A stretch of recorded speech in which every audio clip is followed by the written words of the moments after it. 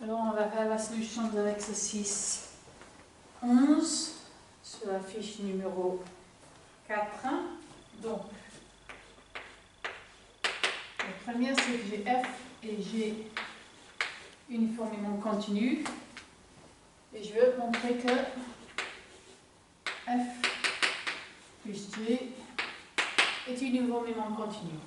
Donc,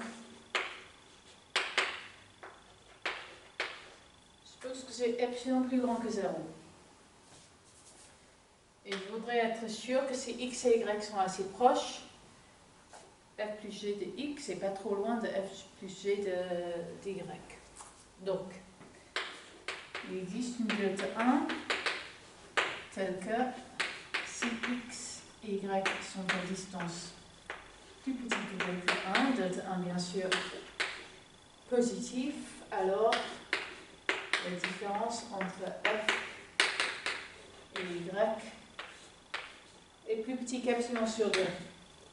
Epsilon sur 2 parce qu'après je vais vouloir ajouter ça à la différence entre f g de x plus g moins g de y.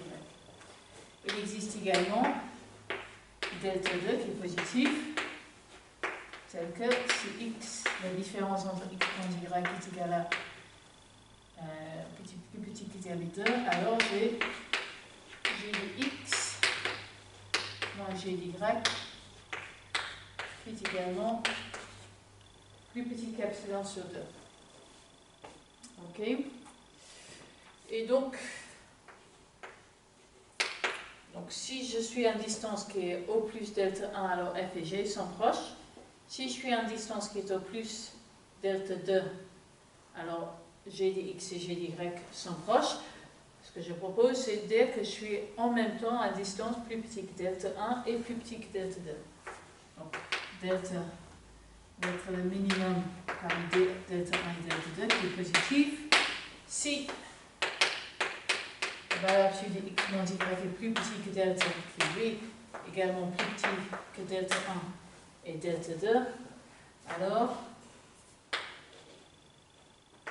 f de x g de x moins f de y plus g de y est plus petit ou égal à f de x moins f de y plus la valeur absolue de g de x moins g de y est plus petit à epsilon sur 2 plus epsilon sur 2 que epsilon.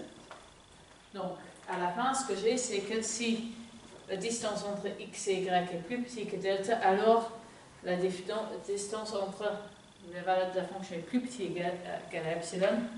Donc, f et g sont uniformément continus.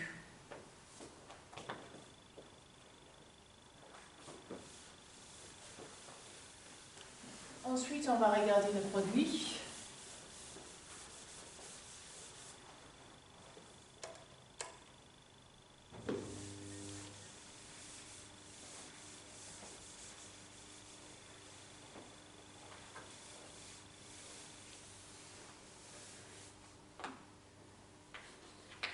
Donc, le produit, si on réfléchit le premier exemple qu'on a eu d'une fonction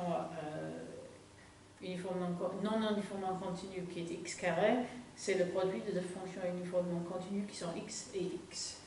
Donc, je considère les fonctions qui vont de R. Donc, R donné par f qui envoie x sur x qui lui est uniformément continu, g qui envoie x sur x pareil, c'est uniformément continu, f fois g envoie x sur x carré qui lui est non uniformément continu. Donc, quand j'ai x et y qui sont, quand j'ai f et g qui sont tous uniformément continus, ça ne permet pas de conclure que le produit est uniformément continu. Et dernier exemple, C. Donc, j'ai f qui va de Rn vers Rm, qui est uniformément continu, et G qui va de Rm, H de Rp, qui est uniformément continu. Est-ce que j'ai que la composition des deux est continue? Donc,